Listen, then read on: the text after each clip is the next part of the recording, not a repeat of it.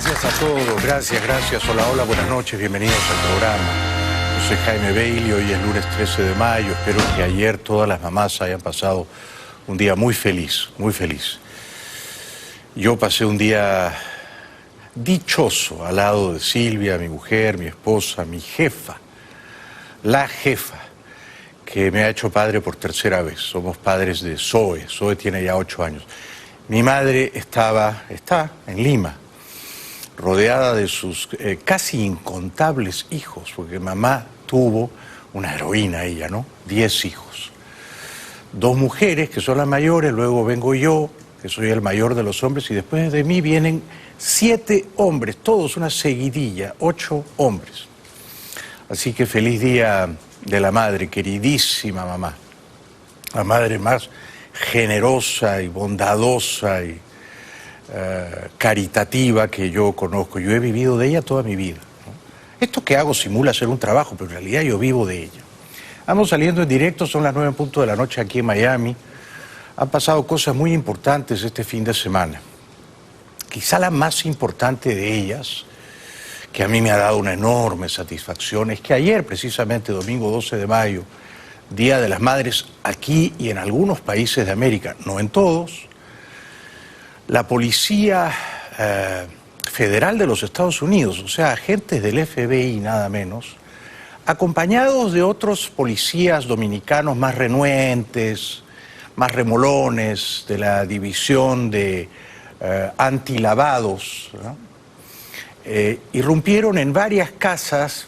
Para ser justos tendríamos que decir mansiones, no casas, en el barrio de alto lujo de Cap Cana, en Punta Cana, donde yo había denunciado solitariamente y remando contra la corriente que Cilia Flores, acompañada de Tarek El Aissami, había viajado en la noche del martes 30 de abril de Caracas a Punta Cana y se había refugiado en una de las 3 villas que poseían, de hecho poseen todavía, Samarc López Bello, Tarek El Aissami y una otra que ellos llamaban la Casa de Huéspedes, que habían vendido a un precio desorbitado, 18 millones de dólares pagados en efectivo, reservada discretamente para que ahí se escondieran cuando fuera necesario los Maduro, como en efecto allí se cobijó en ese escondrijo de alto lujo la señora Cilia Flores la noche del 30 de abril, cuando todo era bastante incierto en Venezuela y no se podía predecir todavía si la Operación Libertad terminaría expulsando del poder a Maduro.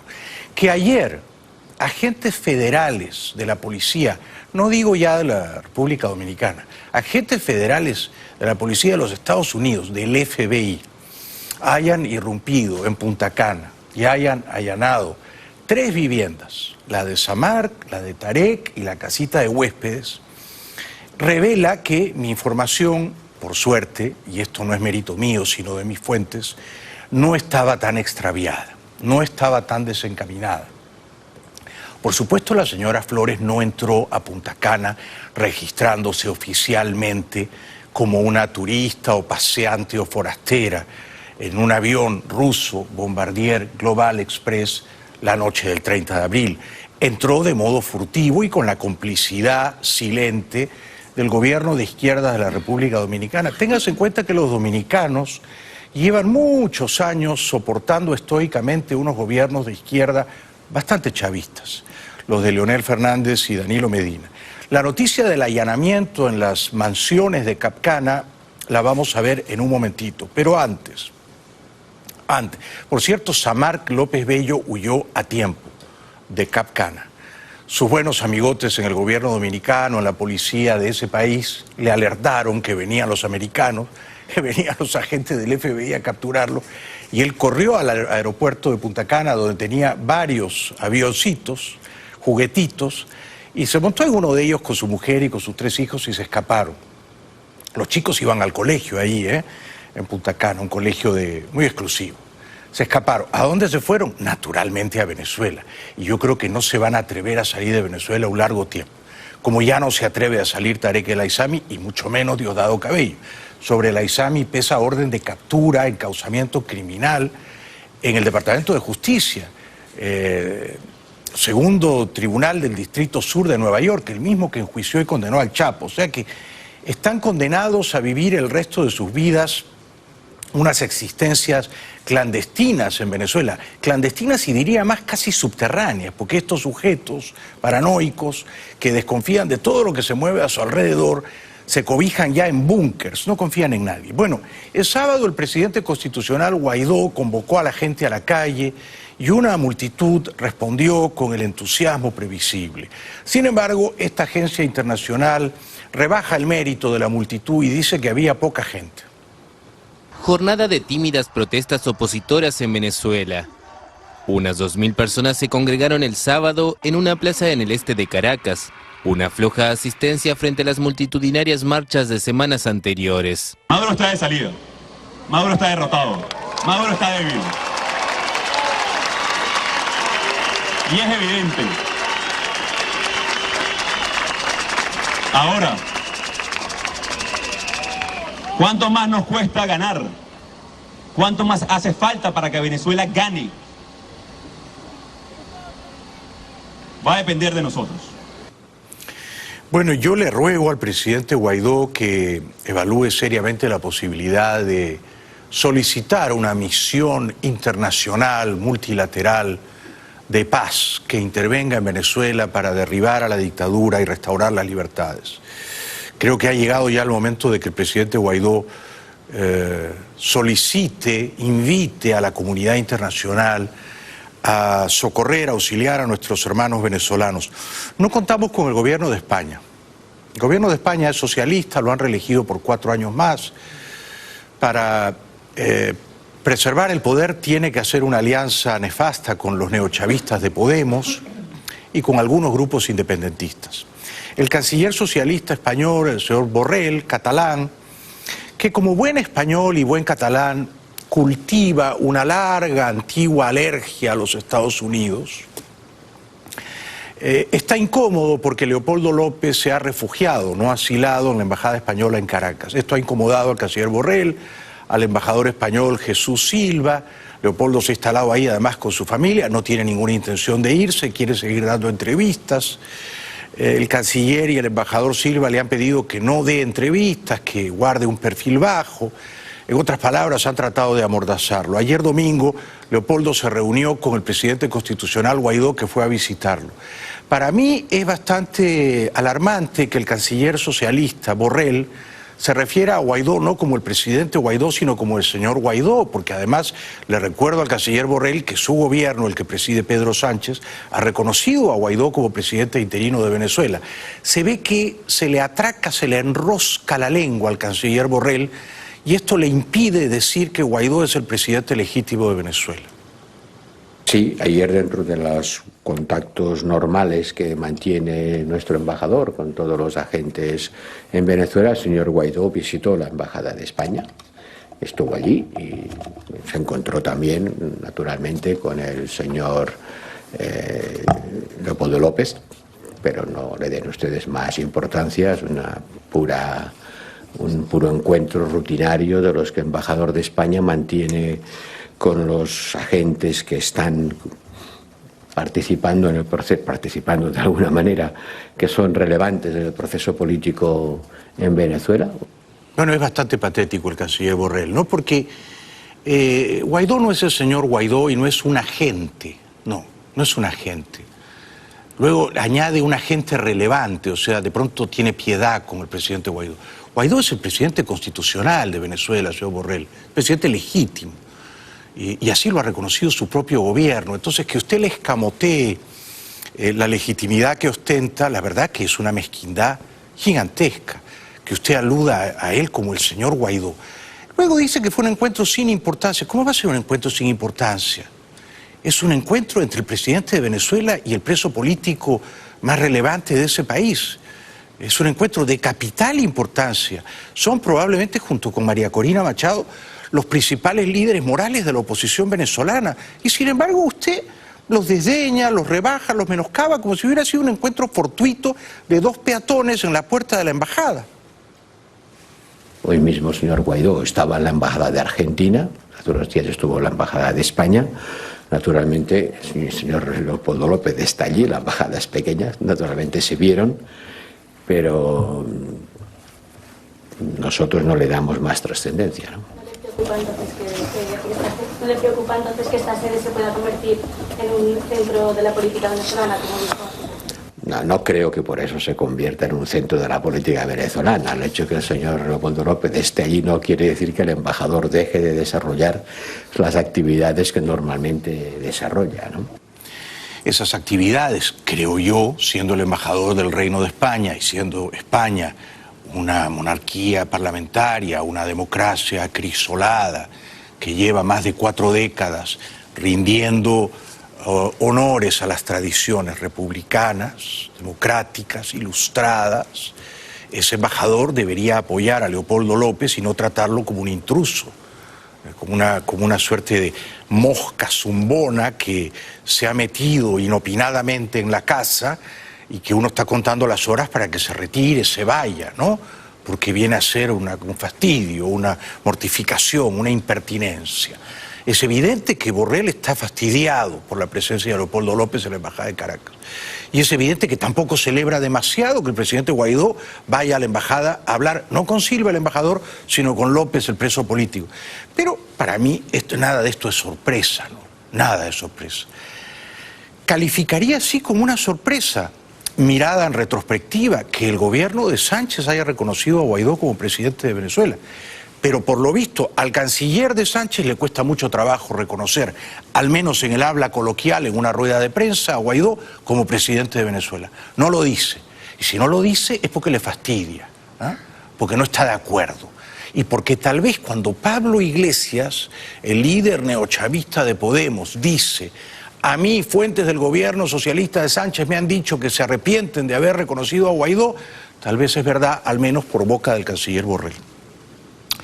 El palurdo, el badulaque, el pasmarote de Maduro, ayer domingo, Día de las Madres, bueno, Maduro supongo que quería parecer una buena persona, un dechado de virtudes, y a pesar de que ha desgraciado a incontables madres venezolanas, incontables, no exagero si digo millones de madres venezolanas sufren por culpa de Maduro, han perdido hijos, no pueden comer lo que debieran o lo que quisieran, muchos de sus hijos han partido al exilio, hay familias quebradas, fracturadas. O sea, Maduro es responsable de un gigantesco dolor entre las madres venezolanas. A pesar de ello, y con su habitual cara de comisario estalinista, se permite el empacho de mandarle saludos ayer. Así es, puedes contar conmigo, madre de Venezuela, con mi amor, con mi protección y siempre como un hijo. Me siento hijo de todas las madres de nuestro país. Hoy les quiero enviar en este día tan especial, desde aquí, desde mi biblioteca, desde mi centro de reflexión y de vida, todo el agradecimiento a la madre que levanta la familia, a la madre que abraza a nuestra patria. Con la madre todo es posible, por eso les digo, con Mario Benedetti, cuenta conmigo, madre de Venezuela, felicidades. Bueno, si esos libros pudieran caminar, huirían de Maduro, ¿no? Digo, si pudieran llorar, estarían llorando todos, ¿no? Es decir, que es una amenaza ante esos libros, ¿no? Una amenaza. Maduro y los libros son dos cosas que no cohabitan, ¿no? Son dos cosas que riñen profundamente, ¿no? Maduro es un enemigo de los libros, de la cultura, de la razón, del sentido común. No digamos ya de la decencia y el honor. No digamos ya cuánto les ha robado Maduro a las madres venezolanas. Yo más adelante, el viernes lo prometí, les voy a contar cuánto se robó Maduro, con la complicidad, por supuesto, del sobrino de su esposa Cilia Flores, Carlos Eric Malpica Flores, a quien Maduro y Cilia pusieron como jefe de la Tesorería Nacional. ¿Cuánto se robó? Solo en 2 años. O sea, mis fuentes me han dado datos absolutamente irrefutables correspondientes a 2014 y 2015, muerto ya Chávez, ¿no?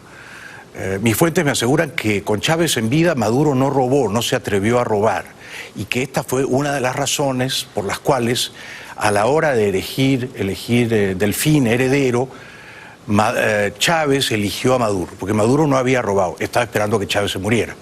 Muerto Chávez, difunto el caudillo, frío ya el antiguo dictador, entonces Maduro se dispuso a robar a manos llenas, con la complicidad de dos grandes personajes. Su sobrino biológico de su esposa, Malpica Flores, y un astuto, brillantísimo, genial financista argentino, judío argentino, de nombre Diego Marinberg. Este es el personaje central, me dicen mis fuentes. Y este es el hombre que educó, si el verbo es aceptable, ¿no?, a Maduro y a Carlos Eric Malpica Flores en cómo robar en monedas fuertes, por ejemplo en libras esterlinas, los años 2014 y 2015. En 2014 Maduro se robó 800 millones de dólares, 811 para ser exactos, 0.5 millones de dólares. Solo en un año, 2014, 811.5 millones de dólares. Al año siguiente se robó 404 millones de dólares, sumando las monedas fuertes, ¿no? A eso vamos a ir luego. Las madres de Venezuela le responden al dictador. Esta es la realidad áspera, desnuda, verdadera, que ignoran el dictador Maduro y sus secuaces y apandillados, ¿no? Esta es la realidad. Maduro el viernes, día en que me atacó viciosamente, llamándome basura y mercenario y cloaca y otras cosas, se ve que le molesta que nosotros estemos bien informados, ¿no?, y que nosotros digamos generalmente la verdad, casi siempre la verdad. Le molesta. Le molesta que sepamos que su esposa viajó a Punta Cana el 30 de abril por la noche, acompañada de Tarek El Aissami, en un avión que, y esto es insólito, ¿eh?, las autoridades migratorias dominicanas, por boca del general Sigfrido Paret Pérez, digan que ese avión Bombardier de matrícula rusa voló de Caracas a Punta Cana con el piloto, el copiloto y un tripulante y vacío. O sea, era un vuelo afantasmado. ¿Por qué partieron a las 8 de la noche de Maiquetía a Punta Cana? ¿Fue un arrebato, un exabrupto, un capricho lujurioso de la tripulación rusa? No, ahí estaban Cilia y Tarek. Y la orden de Maduro a Tarek era: tú me cuidas a Cilita, a la chinita, y si esto se calma regresan, y si no se calma ya les digo dónde se esconden enseguida, ¿no es cierto? Pero ese era un avión de matrícula rusa, el Bombardier Global Express, bueno, matrícula TC-TSR. Pero a lo que iba, el viernes Maduro, que me atacó, decía que él nunca estuvo a punto de subirse a un avión y escapar, como había dicho Mike Pompeo. Por supuesto, Maduro miente. A primera hora de la mañana de ese día, cuando varios generales, entre ellos Christopher Figuera, habían plegado lealtad a Juan Guaidó y a Leopoldo López, Leopoldo estaba liberado, Maduro no sabía qué iba a pasar. Entonces, en ese momento estaba a punto de irse. No iba a renunciar, pero a lo mejor se iba a Punta Cana, a una de las 3 villas, mansiones de Cap Cana, a ver qué pasaba, ¿no? Se cobijó en los búnkers de Fuerte Tiuna. Padrino estaba en el búnker de la casa del ministro de la Defensa y Cilia partió. Ya a las 8 de la mañana estaban derrotados, estaban solos y aislados. Por eso es que inventaron que Maduro y que yo tenía un pie en el avión y otro pie abajo. Yo podré tener errores en mi vida. Como decía el comandante Chávez, no soy monedita de oro. ¿Está bien? Podré tener fallas, podré tener debilidades, pero cobarde, traidor, desleal, mentiroso, jamás. Corrupto, jamás. Corrupto jamás, dice. Bueno, robó 811 millones de dólares en 2014. Y eso es lo que me han contado mis fuentes. De repente robó por otros lados también, que yo no sé. Y 404 millones de dólares en 2015. O sea, muerto Chávez, este hombre se puso a robar. Más de 1.200 millones de dólares en 2 años, nada menos. O sea, y solo 2014 y 15. Y esa plata, la ruta del dinero, la han seguido mis fuentes confiables en Washington y saben perfectamente dónde se originó, por qué manos pasó, por qué casas de bolsa, por qué fondos de inversión, qué bonos del Tesoro en Londres fueron comprados, luego vendidos al 90% de su valor y dónde terminaron esos dineros, mal habidos.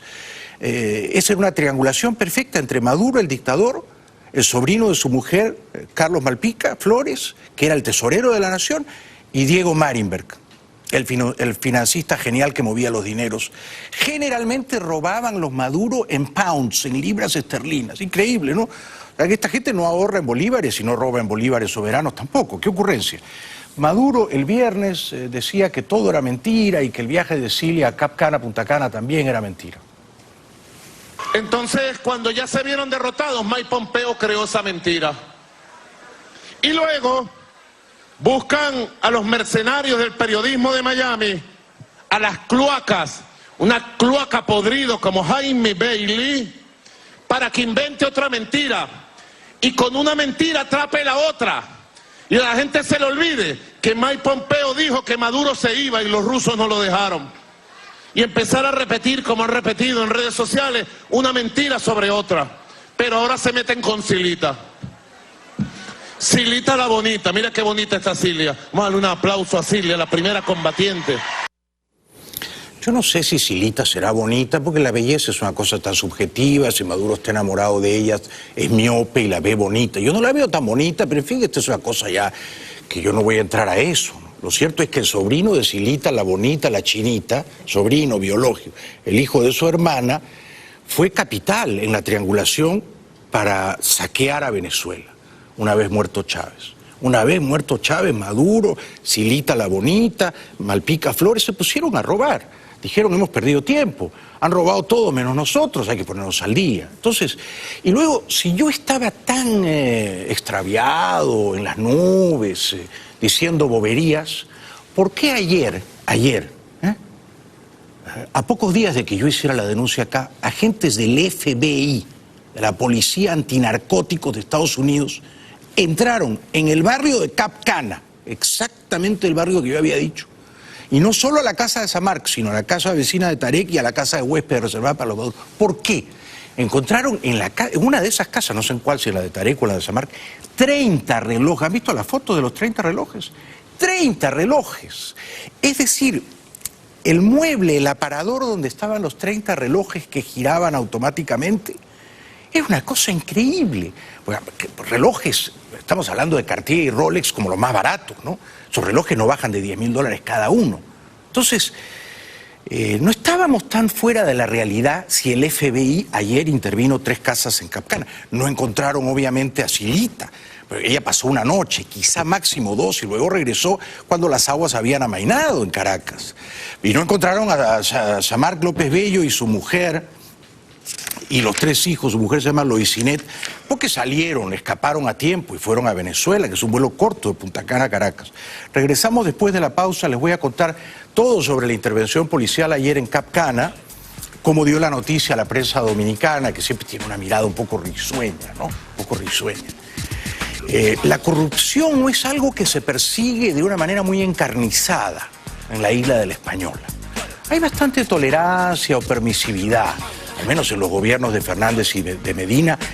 Se ha robado, pero de manera industrial. Odebrecht ha pagado unos sobornos gigantescos. Nadie ha ido a la cárcel y en realidad todo el mundo está bajo un cocotero pasándola bien. Esta es mi impresión, ¿no? O sea que al menos Cap Cana, ese barrio de lujo, de férrea seguridad, en Punta Cana, era Disneylandia para los ladrones chavistas. Disneylandia. Hasta ayer que llegó el FBI y se estropeó la película. Qué pena. Bienvenidos de vuelta al programa. Estamos saliendo en vivo y en directo. Hoy es lunes 13 de mayo. Ayer fue el Día de las Madres. Hoy ha venido mucha gente que ha colmado el estudio. Gracias a todos por el cariño y la paciencia. Y gracias a ustedes por vernos en los lugares más insólitos, ¿no? En los confines más improbables y remotos del planeta. Gracias a las maravillas de la tecnología de nuestro tiempo, yo puedo estar sentadito acá en una modesta tribuna en Miami y luego la gente puede ver el programa donde quiera que se encuentre. La televisión dominicana reportó la intervención policial conjunta del FBI y de la División de Antilavados de Activos de República Dominicana, ayer en el barrio lujoso de Cap Cana, en Punta Cana, antes de ver la noticia. Esto es bastante irónico. Las tierras donde se levantaron las mansiones, porque son unas villas verdaderamente suntuosas, de Cap Cana, esas tierras pertenecían a la familia Trump. Y la familia Trump vendió esas tierras a un grupo de empresarios, entre los cuales había algunos venezolanos que se habían enriquecido sospechosamente en los primeros años de Chávez. No tenía claro cómo saber Trump y sus hijos, porque esto ocurrió allá por 2009 y 2010. Trump no se imaginaba siquiera que iba a ser presidente de Estados Unidos unos años después, ¿verdad? Pero esas tierras fueron vendidas por la organización Trump International a un grupo de desarrolladores inmobiliarios, entre los cuales ya había bastantes empresarios solventes, de bolsillos largos, casi infinitos del chavismo, que habían decidido hacerse una Disneylandia, un barrio cerrado, con una seguridad casi inquebrantable, frente al mar, cerquita de Punta Cana, cerquita del aeropuerto donde todos ellos dejan sus aviones privados, ¿no? Entonces, en ese aeropuerto aterrizó el martes 30 de abril por la noche el avión ruso, de matrícula rusa, con 3 tripulantes rusos, en el que yo estoy convencido, porque eso es lo que me dijo mi fuente en Washington, en el que iban Tarek El Aissami, íntimo amigo y testaferro de los Maduro, íntimo, hay que ver cómo Maduro lo defiende en público, y Silita Flores, que se iba de Caracas porque las aguas estaban movidas. Así reportó la televisión dominicana. Una fuente confirmó a CDN, Canal 37, que ciertamente aterrizó en el aeropuerto de Punta Cana un avión de matrícula rusa procedente de Venezuela, pero que solo llegó con los 3 tripulantes. El informe que manejan los organismos de inteligencia establece que se trata de una aeronave tipo Glex-12, matrícula TC-TSR, que vino desde Maiquetía, Venezuela, pilotada por los rusos Noyan Pasin, Deria Sartos y Gisem Kutrer, y sin pasajeros. Se explica que el avión salió desde Rusia hacia Venezuela con unos empresarios rusos. La aeronave habría confrontado problemas para aterrizar en Venezuela, pero luego se le permitió hacerlo. Posteriormente llegó a la terminal de Punta Cana, pero sin los referidos empresarios rusos. Bueno, este es un cuento, es una película de Woody Allen, ¿no? Este es un cuento de humor, es una picaresca. Nadie se lo puede creer. Él dice, el locutor, por supuesto, el gobierno dominicano no quiere que se sepa que en ese avión llegó Cilia Flores, porque el pacto con Maduro era que no se entere nadie. Es una visita furtiva, clandestina, por abajo del radar. Cilia y Tarek volaban por abajo del radar. No se registraron ante la Policía Migratoria de Punta Cana, obviamente. No creo siquiera que hayan presentado el pasaporte diplomático. No han sufrido esos engorros burocráticos. Pero el locutor dice que en el avión que voló de Rusia a Venezuela iban unos empresarios rusos. No se sabe a qué o para qué. No iban empresarios rusos. Ese es un avión que Putin le mandó a Maduro para que lo tuviera a su entera disposición si tenía que irse. ¿Qué le debe Putin a Maduro? Bueno, de esto vamos a hablar después, ¿no? Porque mucha de la plata que Maduro se ha robado ha terminado en bancos rusos, ¿no? Y porque además el Estado de Venezuela le debe a Rusia miles de millones de dólares. Entonces, bueno, Putin apuesta tercamente por Maduro y le mandó un avioncito, en fin, un gesto de fraternidad en un momento movido para el dictador venezolano. Ahora ustedes me van a decir que los 2 pilotos y la azafata rusa, cuyos nombres menciona con dificultad ciertamente el locutor dominicano, decidieron libremente, a su antojo, volar esa noche del 30 de abril de Caracas a Punta Cana, porque sí, porque les apetecía, porque les pareció una buena idea. Un avión como esos gasta 10 o 12 mil dólares por hora en combustible. O sea que ese vuelo a Punta Cana costaba 20, 25 mil dólares. Los tripulantes no tenían soberanía sobre el avión. Quiero decir, ellos no tenían poder de decidir a dónde querían ir con el avión. A ellos se les dio la orden de ir a Punta Cana porque allí viajaba la primera dama. Y dado que eso ocurrió, se explica entonces la otra noticia que ocurrió ayer domingo 12 de mayo, que es esta. Una serie de allanamientos se realizaron en Punta Cana en la búsqueda de Samar López, a quien acusan de lavado de dinero y de ser presunto testaferro de Tarek El Aissami, alto funcionario del dirigente de Nicolás Maduro y de su presidente. El periodista venezolano Casto Ocanto denunció en su cuenta de Twitter, tras el allanamiento de propiedades de Samar López en Punta Cana, la comunidad de enchufados en la isla tiembla. Ya República Dominicana no es segura. Porque en Cap Cana vivían o viven, pero muchos de ellos ya habrán escapado, prominentes empresarios venezolanos que se han llenado los bolsillos a la sombra del chavismo. Entonces era una suerte como de Disneylandia chavista en Punta Cana.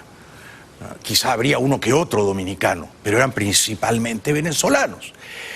Y ninguno le preguntaba al otro, ¿y tú cómo hiciste tu dinero? Porque todos tenían rabo de paja y todos jugaban golf en el Hard Rock Hotel and Casino de Punta Cana. Luego se iban al restaurante japonés y lo cerraban. Eran una cofradía. Ninguno le preguntaba al otro, ¿y tú dónde pagas impuestos? ¿Por qué Punta Cana, dirán ustedes? ¿Por qué Julio Iglesias y Oscar de la Renta, que paz descanse, por ejemplo, ¿no? Eligieron Punta Cana? Punta Cana y no La Romana, no confundir Punta Cana con La Romana, ¿eh? La Romana es otra cosa, La Romana está cerquita de Santo Domingo, allí iba en su día Henry Kissinger, ¿no? Barbara Walters, los Bush iban mucho a La Romana, un lugar más señorial. Punta Cana tiene un airecillo, un tufillo más mafioso. ¿Por qué se iban todos a Punta Cana? Primero, buen clima. Segundo, nadie pagaba impuestos, nadie. O sea, el gobierno dominicano te decía, eres Julio Iglesias, ¿quieres venir a Punta Cana? No te preocupes, acá no tienes que pagar impuestos a la renta. Y eso son muchos millones de euros si eres Julio Iglesias, Oscar de la Renta, ¿no es cierto? Buen clima, exoneraciones tributarias. Luego tenían no 3 empleados domésticos. Eso era una plantación bananera de esclavos. Tenían 40, 50, 60 criados, siervos dominicanos. No exagero, todos uniformados, ¿no es cierto? Limpiando, qué sé yo, cocinando, haciendo papeles de chofer, faenas domésticas, abanicando a los ricos. Te abanican si quieres, necesitas 3, te abanican los 3. Todo sale barato, ¿no? Por eso es que es tan conveniente Punta Cana para estos grandes empresarios o grandes cacos, grandes ladrones. Esta fue otra noticia que fue propalada por la poca prensa dominicana que se atreve a ser independiente con respecto al gobierno mermelero. ¿Les gusta esa palabra? A mí me encanta. Gobierno mermelero de izquierda dominicana, de Leonel y de Danilo. ¿Por qué mermelero? Porque te dan publicidad oficial cuantiosa a cambio de que seas partidario de ellos. Y si los criticas, entonces se acaba la pauta publicitaria. Bueno, la voz de la locutora es fantástica, ¿no? Porque narra, pero va cantando al final, ¿eh? Y te está dando una noticia como mínimo truculenta, porque es la historia de una pandilla de ladrones que ha saqueado a un Estado al que ha hundido en la miseria más abyecta, pero te lo dice en el tono tropical, caribeño, porque ahí todo el mundo es feliz, es lo que decía antes, ¿no? Todo el mundo, bueno, los políticos roban y la gente lo acepta, Bueno, estas han sido las noticias. Entonces, para mí, por supuesto, fue una gran satisfacción enterarme ayer que el FBI había entrado a Cap Cana, ¿no? Obviamente no van a encontrar una mansión a nombre de los Maduro, no, obviamente.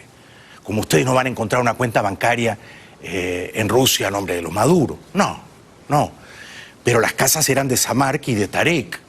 Y ellos roban para la corona. Todo el escándalo de las bolsas Clap lo han dirigido Tarek y Samark. Y esas bolsas llevaban comida descompuesta, podrida, expirada, cuando llevaban comida. Entonces, el robo ha sido cuantioso, ha sido masivo. Que ellos hayan comprado mansiones tan costosas, a nosotros nos parece un mundo de dinero, pero para ellos es una minucia. Es maní, son almendras, son pistachitos, es pocket money para ellos. ¿Y a quiénes detuvieron? Bueno, como siempre, los pobres pagan los platos rotos, pues, ¿no? A los empleados domésticos, ¿no? Al que cuidaba la casa, a los caseros, ¿no? A los que limpian, a los que mantienen la nevera llena. No son culpables de nada, pero los detienen a ellos, ¿no? Y en la otra casa encontraron $45.000 en efectivo. 45.000. ¿Ah? Esta es la noticia que dio NTN 24, la cadena periodística colombiana. Ahora, lo que yo les voy a contar, ustedes dirán que, bueno, yo estoy acá fabulando, inventando, ¿no? Porque dirán, Bailey es escritor, es novelista, y entonces seguramente añade una cuota de ficción. Pero no, esto me lo ha contado hoy una fuente de alto rango, sumamente confiable. Fíjense, Samar ya tenía casa en Cap Cana, Tarek ya tenía mansión en Cap Cana, pero convencieron a los Maduro de tener como una casa de huéspedes, una villa, por las dudas, ¿no?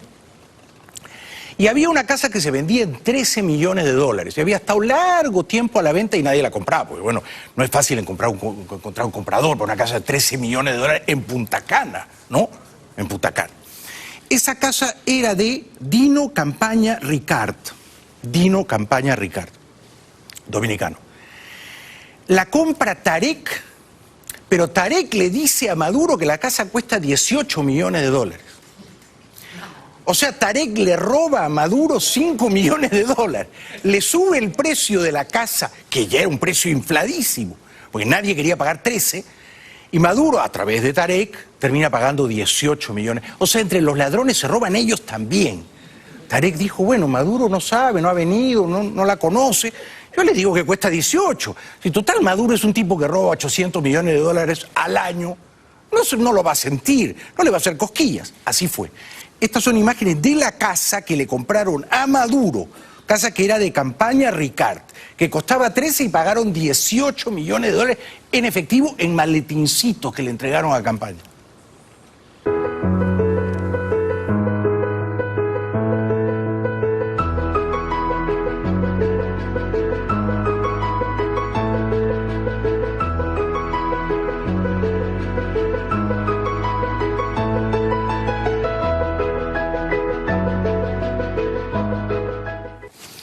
Primera línea, frente al mar y en un barrio cerrado, ahí no entra nadie, ¿no? Bueno, o sea que estos muchachos de la izquierda chavista dicen que aman a los pobres, se dedican, eso sí, a multiplicar a los pobres en Venezuela, los aman tanto que cada vez hay más pobres, ellos viven mucho mejor que usted y que yo. Ellos no viven como burgueses o como capitalistas, ellos viven como príncipes de una dinastía, de una casa dinástica árabe.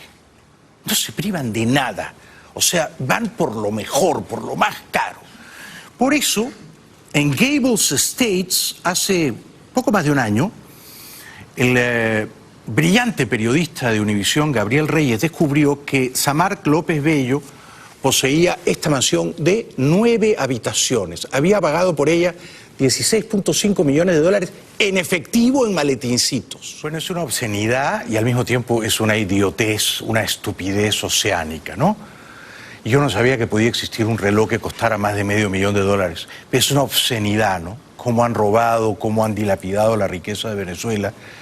Estos cachafaces, estos malandrines, ¿no?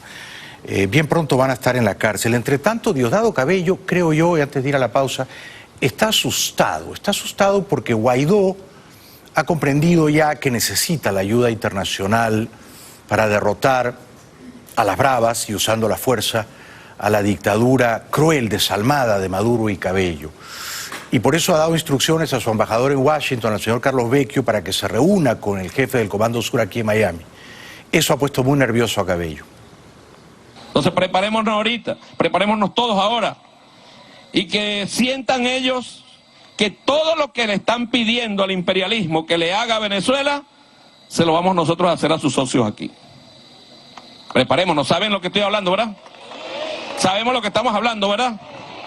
Y le voy a decir algo, al que se meta con un revolucionario, con un chavista, se mete con todos.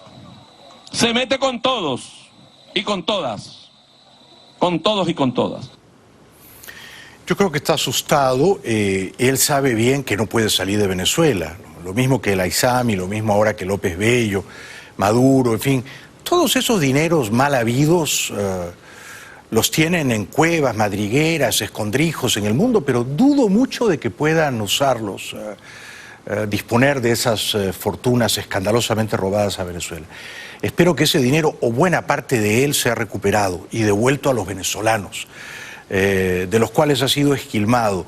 Y sobre eso les voy a hablar después de la pausa. O sea, cómo Maduro, muerto Chávez, en 2014 se puso a robar con la complicidad del sobrino de su esposa, Carlos Malpica Flores, a quien puso como jefe de la Tesorería Nacional para eso, y con la complicidad de un financista argentino judío, Diego Marinberg, que desde Europa les enseñaba a lavar el dinero robado, convertirlo en bonos del Tesoro de Reino Unido, los UKTs, revenderlos al 90% de su valor, ganaba Marinberg, ganaban los fondos de inversión, y Maduro se quedaba con más o menos, Maduro y su familia, se quedaban con más o menos el 80% de todo lo que robaban.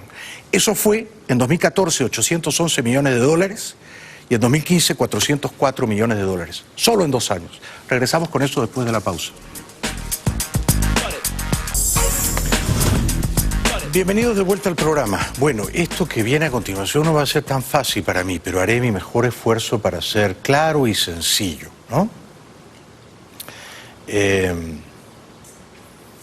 Vamos a ver, les voy a contar cómo Nicolás Maduro robó 811 millones de dólares en 2014, muerto ya Chávez, y 404 millones de dólares en 2015. Antes de morir, quizá antes de que Chávez supiera que tenía cáncer, hubo un día en que llamó a Hugo Carvajal. Hugo Carvajal era el jefe de la inteligencia. Pablo Medina, que está aquí en el público, no me desmentirá. Y Chávez le dijo, pollo, porque así le decían o le dicen a Carvajal, quiero que me digas exactamente todos los que han robado. Y entonces Carvajal se puso a la tarea. Y Carvajal llenó un cuaderno a mano, que lo tienen ahora los americanos. A mano. Y lo tienen algunos amigos míos también. Yo he visto el cuaderno, pero no me han querido dar una copia. Es un cuaderno voluminoso de todos los que habían robado al amparo del chavismo. Todos. Decenas, centenares de personas. Algunas de ellas con el consentimiento o la anuencia del dictador Chávez, ¿no? Por ejemplo, había centenares de millones de dólares reservados para sus hijas. Todo eso había pasado por el Tuerto Andrade, que en su día había sido el tesorero de la nación. El Tuerto Andrade fue para Chávez lo que después Carlos Eric Malpica Flores fue para Maduro. O sea, yo pongo a mi hombre de confianza, a mi pequeño ladrón de bolsillo en la tesorería. Y este es el que va a robar para mí, para la corona. Fue el Tuerto Andrade para Chávez, fue Malpica Flores para Maduro. Bueno, el Pollo Carvajal le llevó un cuaderno voluminoso a Chávez y le demostró todos los que habían robado, y en realidad habían robado casi todos. Pero Maduro no había robado. Esto impresionó a Chávez. Chávez cotejó esa información con los amigotes de La Habana y le dijeron, efectivamente, Nicolás es honrado, no ha metido la mano a la lata. Todos te han robado, todos, pero él no. Esto pesó mucho. Por supuesto, Diosdado Cabello se había enriquecido grotescamente, era el que más había robado. En connivencia con su hermano, creo que se llama Juan David Cabello, que había estado en una oficina del Cadivi, que era la que daba, la que repartía los dólares baratitos, la que cortaba el bacalao. Entonces el hermano Cabello cortaba el bacalao para su otro hermano Diosdado. Ahora, para entender cómo se robaba, hay que comprender que el propio Estado venezolano te invitaba a robarle. ¿De qué manera? A través del dólar subsidiado, del dólar artificialmente bajo. En la calle, en esos años en los que yo me voy a enfocar, muerto Chávez, 14 y 15, el dólar estaba más o menos en 850 bolívares. Pero el dólar oficial, o sea, para los amigos, o sea, para los ladrones, te invito a que me robes, era de 6,3 bolívares. Entonces, en la calle estaba en 850 y a ti te lo daban el dólar a 6,3. O sea, era una ganancia de más de 100 veces lo que tú estabas invirtiendo, ¿me explico? Si nos están viendo los argentinos, por ejemplo, el dólar en la Argentina ahora con Macri está cerca de los 50 pesos, vamos a decir 48 pesos, ok. Es como que Macri te dijera, ¿tú quieres comprarle dólares a mi Banco Central? Ok, ¿quieres comprarme $1 millón? No me tienes que dar 48 millones de pesos, no me tienes que dar 4.800.000 pesos. me tienes que dar 4.800 pesos. Esto sería increíble, uno diría, pero no te tengo que dar 48 millones de pesos. No, dame 4.800 pesos. Y tú dirías, pero con 4.800 pesos, que son $10, ¿no? Más o menos, ¿no? O $100. Con 4.800 pesos, ¿me vas a dar $1 millón? Sí, exacto. Entonces, esto es lo que ocurría en Venezuela. No robaba a cualquiera al amparo del Estado. El Estado invitaba solo al club privilegiado, a la cofradía selecta. No cualquiera entraba ahí, ¿no es cierto? Entonces, bueno. Primera cosa que hizo Maduro dijo, se murió Chávez, yo no robé, me pongo a robar. Habló con Cilia, ¿qué hacemos? Cilia dijo, pero está mi sobrino, Carlitos, Carlos Malpica Flores. Lo ponemos a Carlitos como tesorero. Ya está, Carlitos era el jefe de la Tesorería Nacional. Había ocupado otros cargos burocráticos, había estado en bandes, tesorero. Muy bien. Entonces, la Tesorería Nacional tiene entre sus funciones pagar a los acreedores extranjeros, pagar las nóminas, las planillas del Estado, pagar las misiones diplomáticas en el exterior, los gastos de la administración pública y, ojo con este I, realizar inversiones para generar supuestos dividendos. Este fue el acápite en el cual se ampararon Maduro y su sobrino, su virtual sobrino, su sobrino político, Carlos Eric Malpica. Vamos a hacer inversiones, vamos a ganar plata para el Estado venezolano. Mentira, lo iban a esquilmar, lo iban a desfalcar. Bueno, entonces, la tesorería le compraba 100 millones, vamos a poner esa cifra para entendernos, $100 millones, 100, ¿no es cierto?, al Banco Central. Entonces ahora Maduro y su sobrino tenían $100 millones, ¿no? Pero esos $100 millones no habían sido comprados con 850 millones de bolívares, no. Habían sido comprados con 6.300.000 bolívares. O sea, ahí ya había una ganancia de más de los 100, 99 millones eran ganancias. Simplificando, ¿no? 1 millón era para pagar el costo en bolívares subsidiados. Y 99 ya estabas ganando. ¿Qué hacían luego ellos con ese dinero? Encontraron al hombre perfecto. Argentino, radicado en Europa, ilustrado, buena reputación, judío, nombre Diego Marinberg. Una suerte de Bernie Madoff, un rey Midas. Marinberg convenció a Maduro y su sobrino de hacer lo siguiente. Con esos $100 millones compraba bonos del Tesoro del Reino Unido, United Kingdom Treasury Bonds.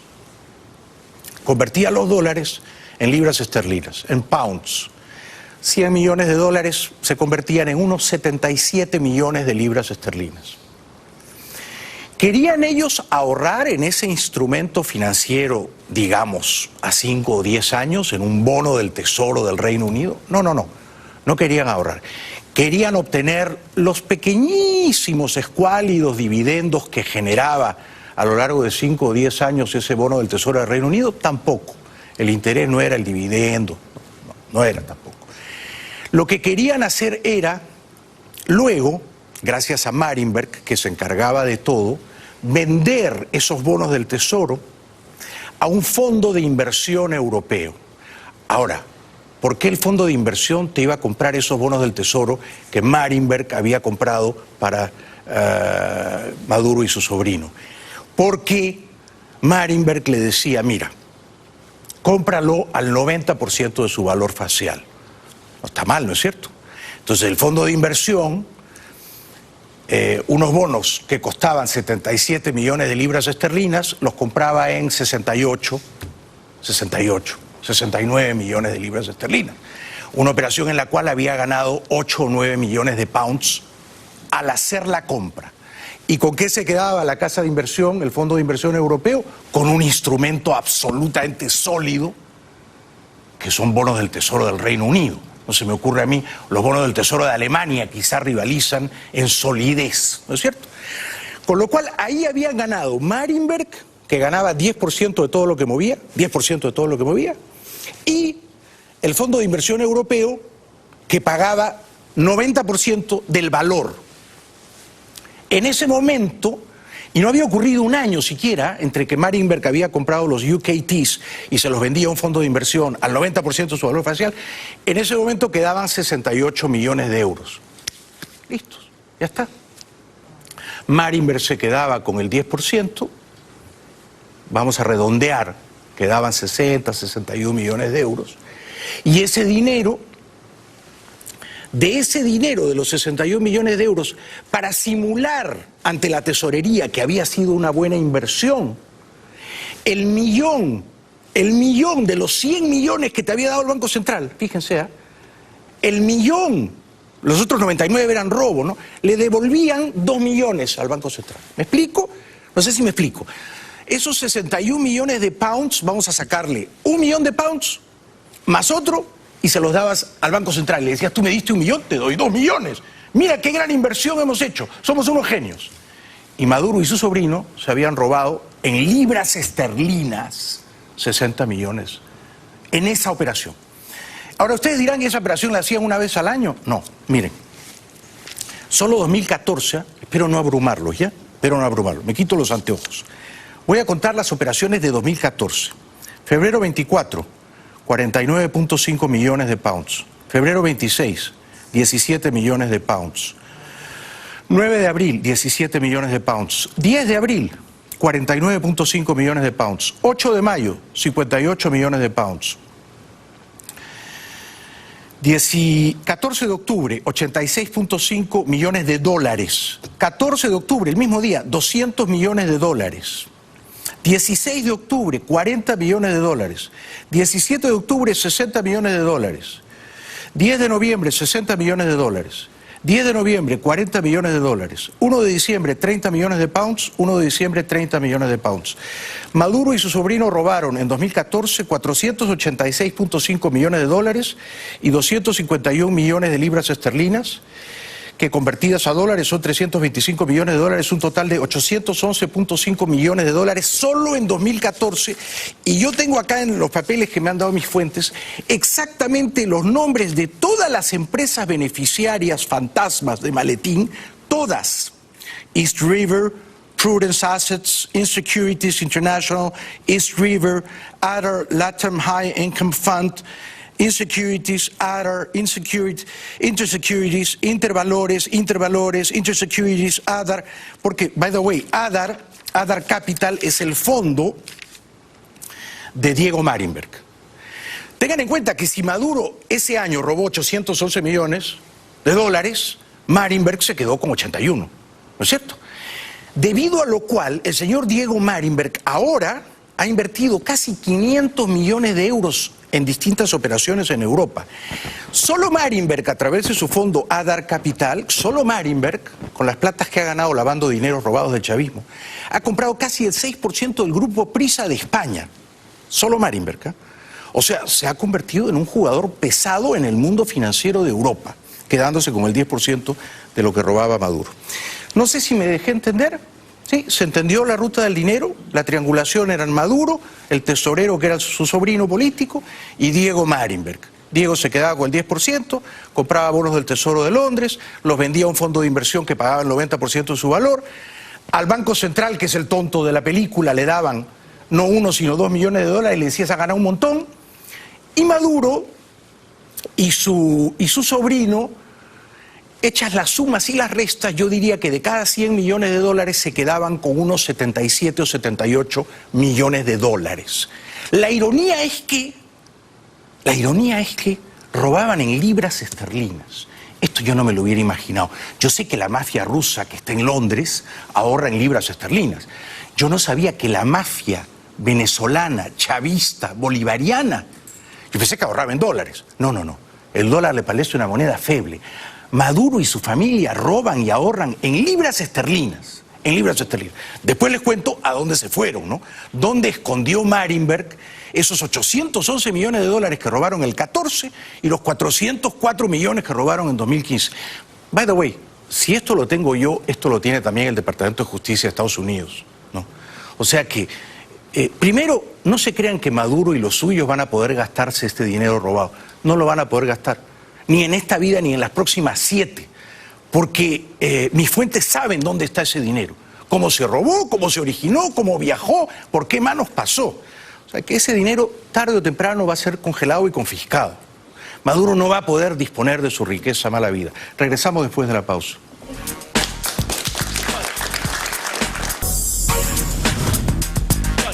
Bueno, antes de ir a la Argentina, porque el jueves pasado la expresidenta Cristina Fernández presentó un libro de memorias, que yo creo que es un libro de ficciones inflamadas, ¿no? Titulado Sinceramente. Me parece que ha vendido ya 300.000 ejemplares. O sea, estoy aterrado. La señora Cristina va primera en todas las encuestas. Estoy angustiado. Yo pensé que Macri iba a tener éxito y por lo visto no ha sido así, y es cada vez más probable que la señora Cristina vuelva al poder en diciembre de este año, si gana la segunda vuelta, que previsiblemente se va a celebrar en noviembre. Noviembre 24, la semana previa de Thanksgiving aquí. Antes habrá una primera vuelta en octubre, pero nadie va a ganar en primera. Bueno, nos llega este video de el jaleo, el berenjenal que se ha armado en la embajada venezolana en Washington, que había sido invadida por un grupo de despistados simpatizantes de Maduro, pero que tendría que ser restituida o entregada al embajador legítimo, que es el señor Vecchio, nombrado por el presidente constitucional Guaidó.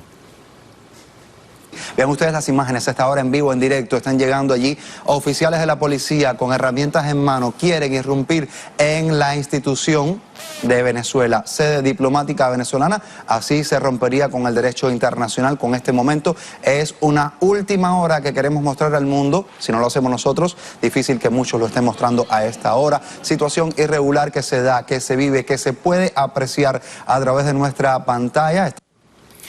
Bueno, a mí me encanta que la policía de Estados Unidos intervenga, ¿no? Ya ustedes me conocen. A mí me encantó que ayer la policía, o sea, agentes federales, el FBI, fuera hasta Cap Cana, en República Dominicana. Si no van ellos, no pasa nada. Esto lo forzó la policía de Estados Unidos. Y entonces luego la policía dominicana se resignó a regañadientes a participar de la operación. Pero si dejamos esto en manos de la policía dominicana, no intervienen jamás, jamás. Y me parece muy bien que la policía de Estados Unidos saque a los intrusos en esa embajada. La embajada es territorio, por supuesto, es territorio inviolable de Venezuela. Pero Venezuela es un país gobernado por el señor Juan Guaidó. Y el embajador del señor Guaidó es el señor Vecchio. Y las personas que están ahí no representan ni a Guaidó, ni a Vecchio, ni a la Venezuela democrática por la cual estamos dando la batalla. Les decía que la señora Cristina presentó un libro el pasado jueves en la Feria del Libro. Fue un acto bastante discutido, en primer lugar porque no se permitía la entrada de periodistas, de prensa independiente. En segundo lugar porque todos los allí presentes habían sido invitados por la expresidenta y su guardia pretoriana. Y en tercer lugar porque era un libro que al mismo tiempo constituye un vehículo de propaganda política a las puertas de una campaña electoral. Entonces, en rigor, no sé si la señora Cristina estaba presentando un libro, un acto depositario de la cultura, o estaba usando mercenariamente la Feria del Libro para hacer campaña de propaganda política a fin de ganar las elecciones en octubre y noviembre, ¿no? La expresidenta argentina Cristina Kirchner presentó el jueves en Buenos Aires su libro llamado Sinceramente. La exmandataria explicó en la Feria del Libro que lo escribió porque su exjefe de gabinete, Alberto Fernández, la animó al mostrarse angustiado por lo que se decía de ella y de su marido, Néstor Kirchner, el también expresidente fallecido en 2010. Es necesario un contrato social de los argentinos y las argentinas. Yo creo que si tuviera que ponerle un título, le pondría un contrato social de ciudadanía responsable. Porque cuando uno dice un contrato social de ciudadanía responsable, involucra a todos. Bueno, ella y su marido no fueron precisamente ciudadanos argentinos responsables los 12 años que administraron el poder. La verdad es que en esos 12 años las políticas públicas de los Kirchner fueron bastante desafortunadas, hicieron cosas horribles. La economía argentina, a pesar de las muy propicias condiciones externas, se pasmó o continuó lastrada por la decadencia, la antigua decadencia peronista. El número de pobres creció, la inflación aumentó de manera rampante, el ingreso per cápita bajó, la calidad de vida disminuyó en todos los ámbitos, incluyendo principalmente de la seguridad. O sea, 12 años después de los Kirchner, la Argentina era un país que se parecía peligrosamente a la Venezuela chavista. En ese sendero iba encaminada, ¿no? Y Macri la sacó de ese camino suicida, autodestructiva. Menos mal ganó Macri en 2015. Pero además de no haber sido responsables de las políticas públicas, la señora Cristina y su difunto marido fueron unos grandes ladrones. Toda la obra pública que se contrataba en la Argentina, toda pagaba coimas, sobornos, en dólares, en euros, no en libras esterlinas. O sea, los chavistas argentinos robaban en dólares y en euros. En maletines, robaron centenares de millones de dólares y euros, centenares de millones.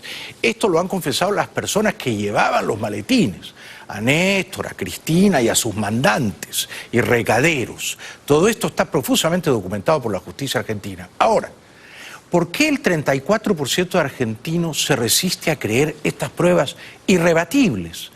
Porque ese 34% de argentinos vive en una nube gaseosa, en una nube de ficción.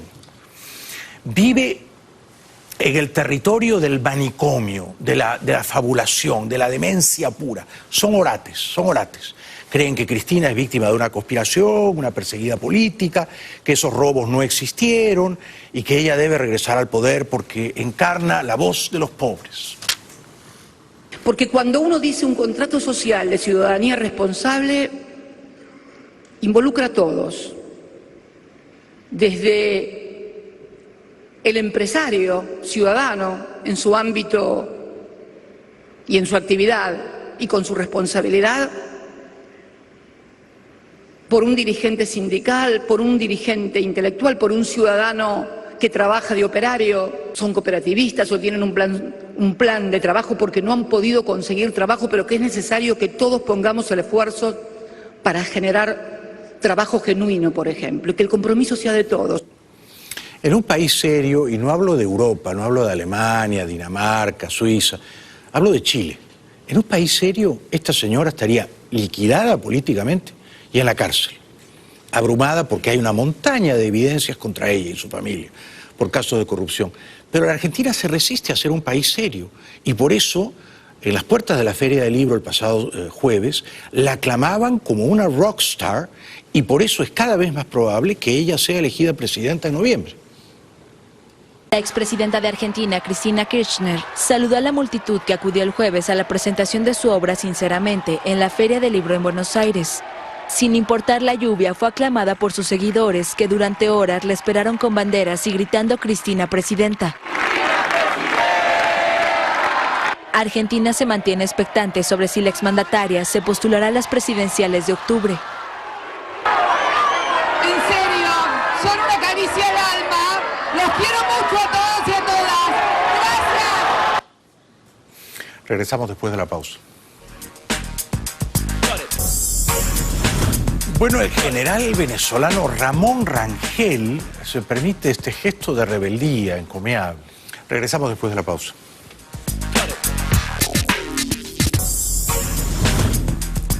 Quizá olvidé decir algo que es importante para entender cómo robaba Maduro.